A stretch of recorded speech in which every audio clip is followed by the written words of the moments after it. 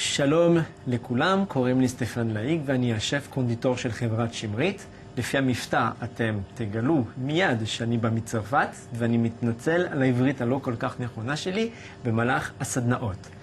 המתכון ניתן למצוא באתר של שמרית ואני מאחל בהצלחה לכולנו.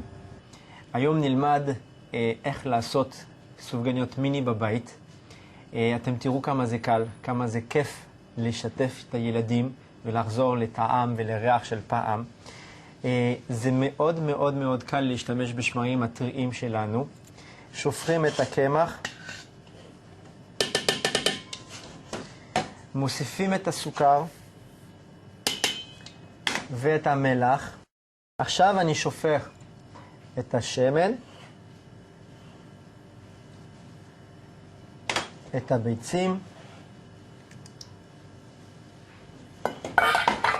אני פותח שקית שמרית ביחד עם משפר. אתם רואים באמת כמה זה קל. פשוט לשפוך את תכולת השתי שקיות, שקית ומשפר. וכאן אני מוסיף את הברנדי איכותי וכפית אחת של תמצית וניל איכותי מאוד. בעצם זה כל המתכון. אני מתחיל ללוש כשתי דקות במהירות נמוכה עד שיתאחד את החומרים.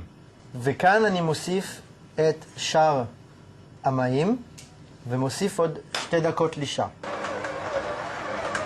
כמובן אני מנקה את הגיטרה, זה קצת דביק וזה נורמלי וזה בסדר. כאן אני לש עוד 2 דקות במהירות נמוכה עם הוו, ומיד אני מעביר למהירות גבוה עוד 5 דקות כדי לאחד את הבצק, לקבל בצק אחיד ועדין מאוד. מרגע שהבצק נפרדת מהשולי הקערה, וזה מה שאני צריך לקבל, בצק יחסית טיפה דביק, אבל באמת לא נדבק לקערה. אז אני מכין קערה נקייה עם חופן קמח בצורה כזאת, ואני לוקח את הבצק. אני מניח את הבצק בקערה שהכנתי עם הקמח למנוחה, ואני מכסה אותו מניילון נצמד למנוחה במקרר כשעה, שעה וחצי. זה הבצק שאנחנו צריכים לקבל, מאוד יפה, עגול ואוורירי. ואני מחלק את הבצק בצורה כזו, בלי להוציא את האוויר, ומזה אני אעשה כדורים. אני מגלגל אותם בצורה כזו. זה בעצם הגודל הסופגניות המיני. אני לוקח מגש ואני משמן אותו. אני פשוט מניח את הכדורים לתפיחה עם רווח של לפחות 5 סנטימטרים. זה הסופגניות, זה התוצאה שאנחנו צריכים לקבל. ותוך כדי תפיחה אנחנו מחממים סיר עמוק לטיגון עם שמן עמוק, לפחות 3 סנטימטרים עובי של שמן. 170, 180 מעלות. טיפ נוסף, אנחנו לוקחים פשוט כף מזלג בעץ. אם נוצר בועות קטנטנות מסביב, אז זה מראה שהשמן חם מספיק. הסופגניות מיני שלנו, זמן זה דקה כל צד. אני פשוט משמן את חלק מהשפרטל, ואני מרים בעדינות, אני מחליק את הסופגניות לתוך השמן. אני תמיד מתחיל בעדינות עם הסופגניה הראשונה. אני הופך אותה. הנה בדיוק, זה הצבע הטוב ביותר לסופגניה. אני פשוט לוקח את הסופגניה ומוציא אותה בעדינות, אחד אחד על נייר סופג.